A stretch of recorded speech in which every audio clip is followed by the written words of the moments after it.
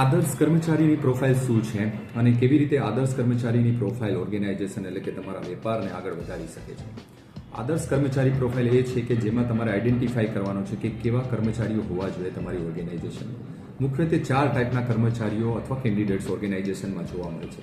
પહેલા કર્મચારીઓ કે જેને આવડે છે અને કરવું છે.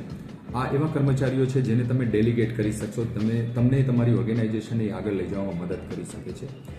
બીજું, આવડે છે પણ કરવું નથી. આ કર્મચારીઓ છે ને એ તમારી ઓર્ગેનાઇઝેશનમાં કોઈ કારણસર પહેલાં કામ કરતા હતા પણ અત્યારે કરતા નથી. તો આમાં તમારે આઈડેન્ટિફાઈ કરવાનું છે કે શું રીઝન છે. જો રીઝન આઈડેન્ટિફાઈ થાય અને સોલ્વ થાય તો તમારે એની સાથે આગળ વધવાનું છે. જો સોલ્વ ના થાય તો તમે એને એલિમિનેટ કરવાનું છે.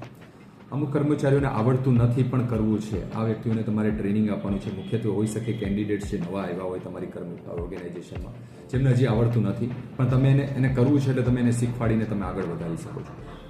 ચોથા ટાઈપના વ્યક્તિઓ એવા જોવા મળે છે જેમને આવડતું બી નથી અને કરવું પણ નથી. તો આ વ્યક્તિઓ સાથે તમે આગળ વધી નહીં શકો, કેમ કે એમનામાં વિલ અને સ્કિલ બંનેનો અભાવ છે. એના માટે તમને સમય જોશે અને સમયથી તમે ઓર્ગેનાઇઝેશનમાં આગળ વધવા જશો તો ક્યાંક ને ક્યાંક લેટ થશો. તો મિત્રો, આ ખાસ તમારે આઈડેન્ટિફાઈ કરવાનું છે કે આદર્શ કર્મચારીની પ્રોફાઇલમાં કયા વ્યક્તિઓ સેટ થાય છે અને એની સાથે તમે આગળ વધી શકો છો.